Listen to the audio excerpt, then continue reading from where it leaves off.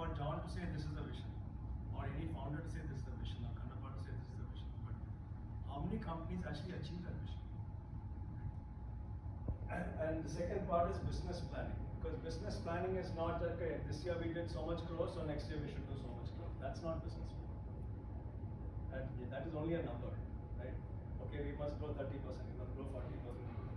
So most of the companies, again, do not achieve their business plan because the planning is not in detail enough, right? Every assumption is not being captured, every possible risk is not captured, every possible opportunity is not captured. So these are two actually very different sessions, but we realized that it's very difficult to get a team like this for 2 full days. So we have sort of combined both into one day. Right? So I'll actually be going very fast because I'll share the concepts and then we will do some group working. Right? And many of the points that we get discussed today will actually, once I'll go back to office from January, we'll actually start working on it. Right? So today is just the concept clearing in terms of what we can do. Right? And the theme for today's session is that what got you here will not get you there. First 5 years, IROF has reached from where the founders dreamt of something. You've reached this point now. Now, if you want to go to the next point, the current way will not get you there. How many of you agree with that? Most of you agree with that. How many of you read books? So there's a book by this title, What Got You Here Will Not Get You There. I would strongly recommend read that book. It's a book by Marshall Goldsmith. Marshall Goldsmith is a very well-renowned world coach. His title is What Got You Here Will Not Get You There. And I think I like this title because quite often what happens is that a lot of companies somehow struggle and get to where they got. I mean, I think after this, obviously, John and Kanapal will also be sharing a little bit about the journey, how they got where they got.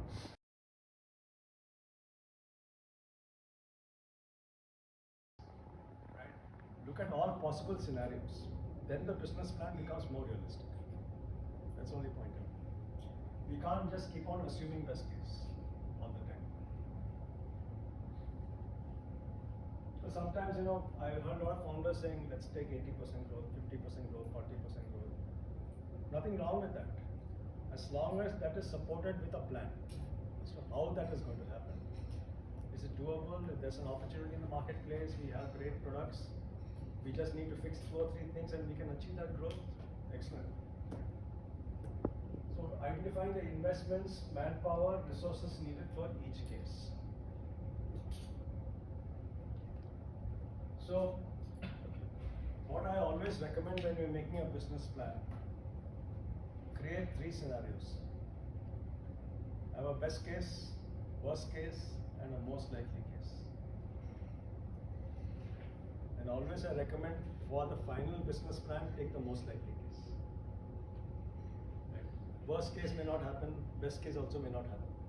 But that is where your judgment comes in, particularly in terms of deciding that based on the health scan, based on the goals that we worked on, you define the current state and the desired state for the finance goal, which you've not seen yet.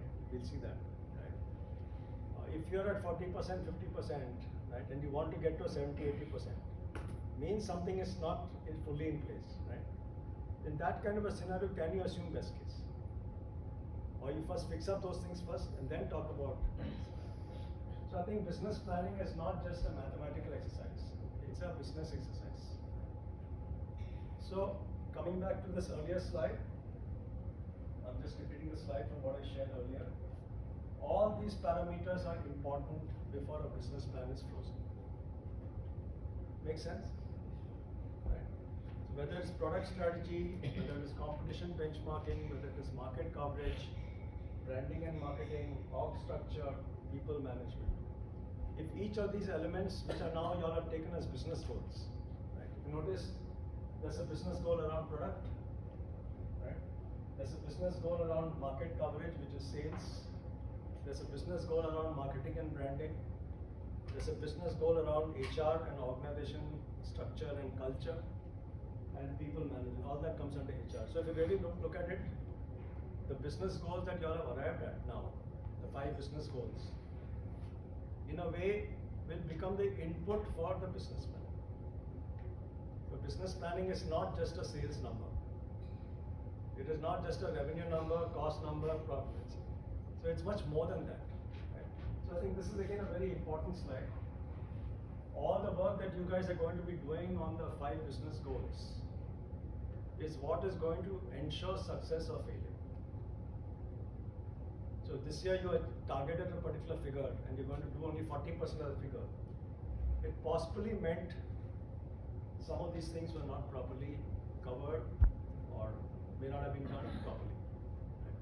So do you want to reflect? I just want to spend 5 minutes.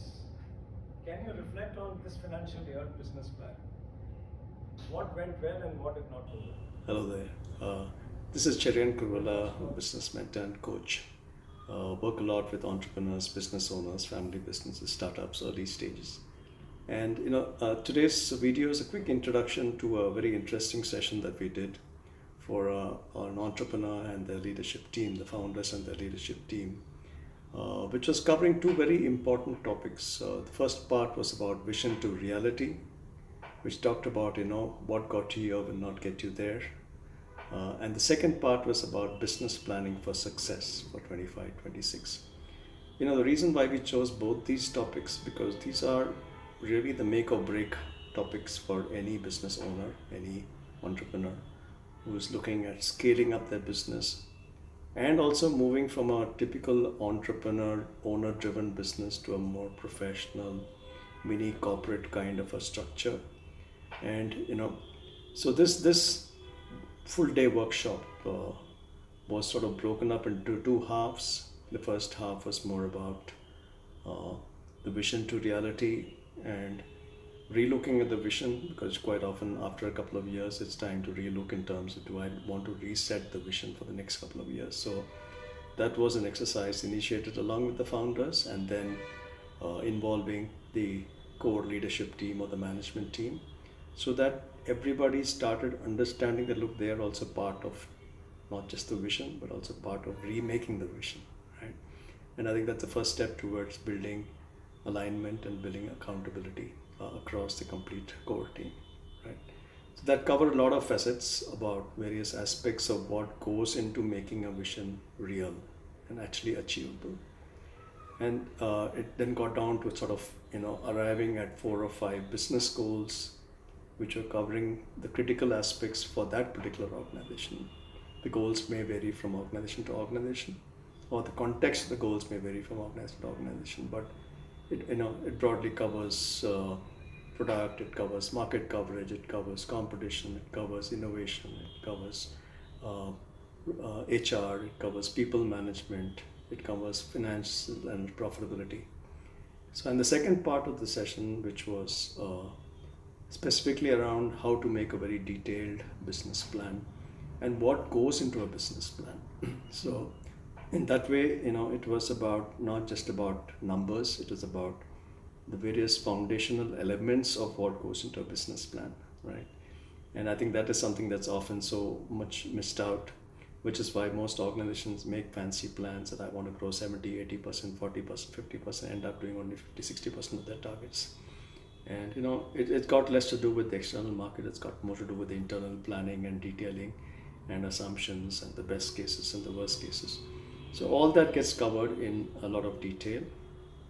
Of course, being a 1-day session for both these topics, it is sort of rushed, but it covers the concepts, it covers the most critical elements of both these, and it involves the team members in terms of understanding what it takes to grow a business in a structured, professional way and not in an ad hoc way. And also how it involves the organization to restructure itself and realign itself to a new way of working, right? So this is a session which personally believe are going to be extremely useful for any business owner, any family business, any entrepreneur, whether you're in the startup stage or the early stage or the growth phase or the stuck-up phase, right? We're struggling to just grow the business or struggling for profitability. This session would really cover the fundamentals of what it takes to get the business going, like I mentioned. And what I also mentioned to this client during the session, that January is possibly the best time. January, February may be the best time to actually get down to doing this health scan and vision to reality and business planning exercise, so that one has got enough time to work on it in detail and be fully ready before the new financial year starts on 1st of April.